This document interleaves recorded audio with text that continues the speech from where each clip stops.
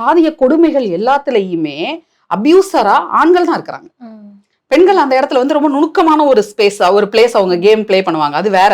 ஏன்னா இப்ப கூட மேல் பாதியில நேத்து நடந்த விஷயம் நீங்க பாத்திருப்பீங்க. பெண்கள் தான் என்ன சொல்றாங்கன்னா, ஒடுக்கப்பட்ட சாதியை சேர்ந்தவங்க உள்ள வந்துறாங்க, இந்த கோயில் நாங்க இடிக்க போறோம் அப்படின்ற பிரச்சனையை இப்ப கிளப்புறது பெண்கள் தான், அந்த ஆதிக்க சமூகத்தை சேர்ந்த பெண்கள் தான். அப்ப இவங்களுக்கு என்ன சொல்லப்பட்டிருக்கு அப்படின்னா, இந்த புனிதத்தை நம்ம வந்து பாதுகாக்கணும், இது புனிதமானது, இந்த கருப்பை புனிதமானது, இந்த கருப்பை அசிங்கப்படக்கூடாது, இதுக்குள்ள வேற ஜாதிக்குள்ளது எதுவுமே வந்துடக்கூடாது, அதனால இதை நம்ம பாதுகாக்கணும்ன்றதுனால அந்த பொருளை பாதுகாக்கும் பொருட்டு இது எல்லாமே உன்னை நான் ஏன் வளர்த்துறேன், உனக்கு இவ்வளவு விஷயத்த நான் ஏன் சொல்லி கொடுக்குறேன், ஏன்னா நான் உன்னைய இன்னொருத்தனுக்கு கல்யாணம் பண்ணி கொடுக்கணும், நான் யாரை கை காட்டுறேனோ அவனை நீ கட்டிக்கணும், அந்த கண்டிஷனுக்கு தான் உன்னைய வளர்க்கவே செய்றேன்.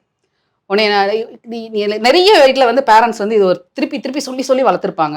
உனக்கு வேண்டியது என்ன வேணாலும் வாங்கிக்கோ, உனக்கு என்ன வேணாலும் நான் வாங்கி தரேன், என்ன ட்ரெஸ் வேணாலும் வாங்கி தரேன், என்ன சாப்பாடு வேணாலும் வாங்கி தரேன், எல்லாமே படிக்கிறேன், ஆனா ஒன்னே ஒண்ணுதான், என்ன படிக்க ஆசைப்படுறியோ படி, அதையும் நான் செஞ்சு தரேன், ஆனா ஒன்னே ஒண்ணுதான், மாப்பிள்ளை மட்டும் நான் யாரை கையை காட்டுறேனோ அவனை மட்டும் நீ கல்யாணம். அப்ப இது வந்து ஒரு கேம்பிள், ஒரு எப்படி சொல்றது, பெண்ணை வந்து எமோஷனலா ஒரு பிளாக்மெயிலுக்குள்ள கொண்டு போறது.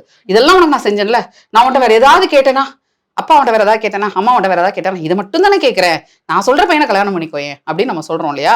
அந்த இடமே அந்த எமோஷனல் பிளாக்மெயிலே வந்து பேரண்ட்ஸ் செய்யக்கூடாதுங்கிறேன். நீங்க ஒரு நல்ல பெற்றோராக இருந்தா பெற்ற குழந்தைய பெற்ற பெண் கிட்ட பிளாக்மெயில் பண்ணாதீங்க, டீல் பேசாதீங்க. It is not a business.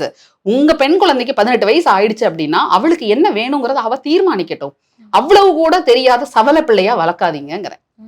தன்னுடைய தேர்வு, தனக்கு என்ன வேணும், தான் யாரை திருமணம் செஞ்சுக்கணும், தான் என்ன படிக்கணும், இந்த சாய்ஸ் எல்லாமே அந்த பெண் தானா செய்யட்டும்.